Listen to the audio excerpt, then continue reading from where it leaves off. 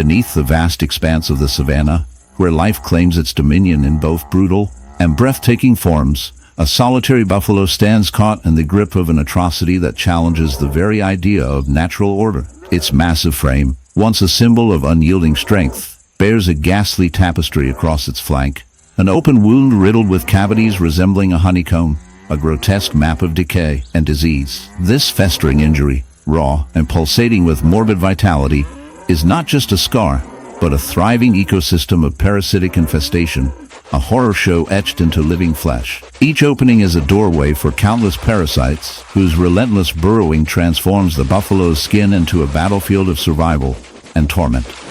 These parasites, vile agents of nature's cruelty, embed themselves beneath the epidermal shield, carving tunnels and consuming tissue, while laying eggs that hatch into larvae, only to continue the cycle of destruction. Flies swarm with feverish intent, depositing larvae into the festering pockets, which pulse with a sickly warmth and discharge a fluid cocktail of pus and decomposing matter. Maggots feast eagerly within, their gnashing mouthparts a chilling reminder of nature's indifferent cruelty, breaking down the buffaloes.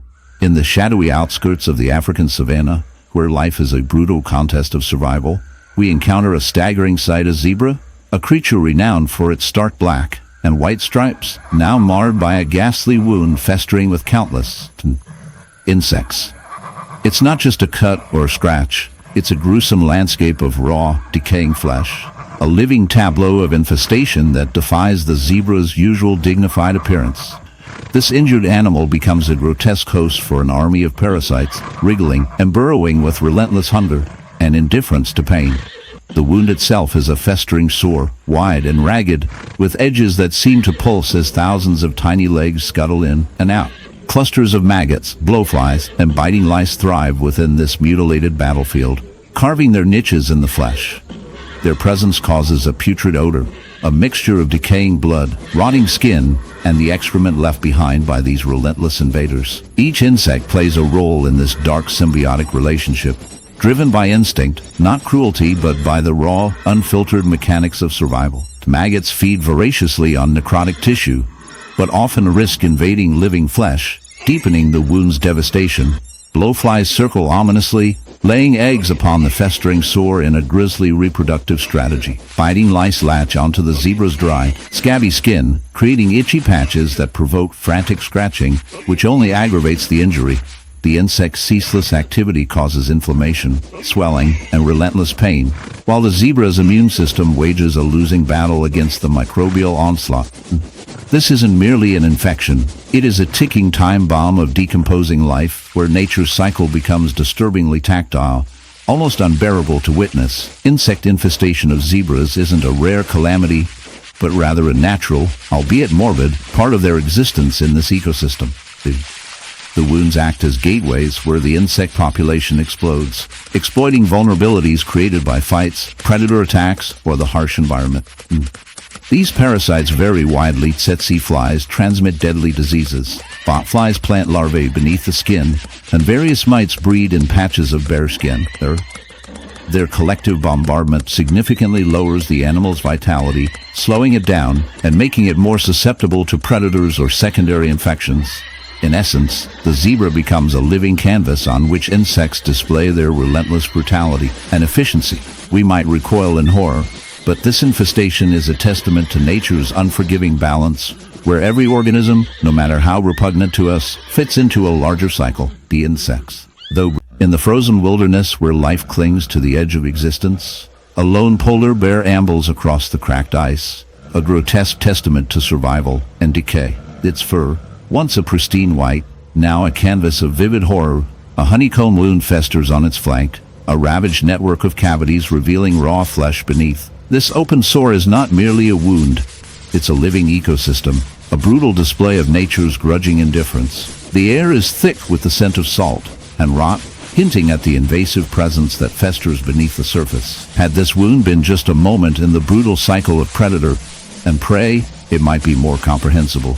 But the true horror lies deeper. This polar bear suffers not just from a physical injury, but from a relentless barnacle infestation. Yes, barnacles, the hard-shelled crustaceans usually clinging to the hulls of ships or rocky shores. have found a perverse foothold on the bear's flesh. These tiny parasites latch onto the animal's skin, embedding themselves stubbornly in the honeycomb crevices, exacerbating decay. Beneath the endless sheets of ice and snow that constitute the Arctic wilderness, a silent terror unfolds, an unseen nightmare festering on the back of a creature once thought nearly untouchable by the pestilences of the natural world. Cast your eyes upon a polar bear, majestic and solitary, wandering these frozen plains, yet now carrying a grotesque burden, a massive, oozing wound engineered by an unlikely assailant. Bees. Yes, bees, not a swarm buzzing amongst wildflowers, but a savage infestation locked in a macabre symbiosis of suffering.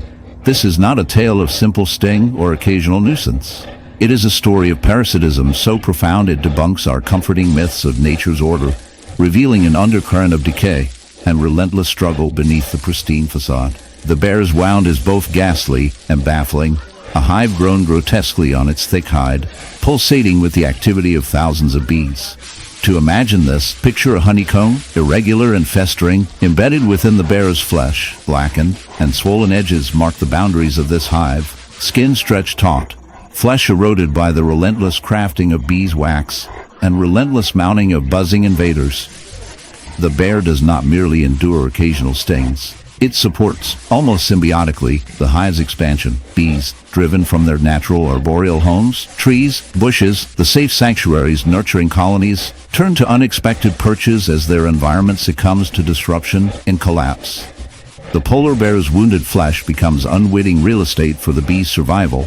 Luring line, in the arid heart of a blistering desert, lies a creature whose very existence is cloaked in resilience and silent suffering. An aged camel bearing a grotesque testament to the ravages of unchecked parasitic invasion. Visualize a honeycomb wound, a grotesque lattice of cavities and tunnels etched grotesquely across its flanks, where the skin has surrendered long ago, leaving raw, puckered flesh and oozing centers that glisten under the harsh sun. This sickly matrice is a chaotic cavity garden for a myriad of parasitic life forms, a biological battleground where parasites such as botfly larvae and ticks claim dominion over the once proud beast. The wound is not a passive scar, but a living in the heart of a sun-bleached savanna, where golden grasses whisper with the wind, and the heat hangs heavy like a thick, suffocating cloak. A rare and haunting figure emerges, a white lion, its once regal coat now marred by something so grotesque, it almost defies belief. This is no myth or legend reanimated, but stark reality, an alabaster king swallowed by his own nightmare. His flesh a grotesque canvas painted by a relentless insect army. The sight is unsettling, a shock that latches onto the senses and refuses to let go, compelling you, the witness, into the dark theater of nature's merciless cycles. This lion's body tells a story written in wounds, deep, angry lacerations festering with the ceaseless crawl and buzz of insects that have turned his skin into their battleground and banquet.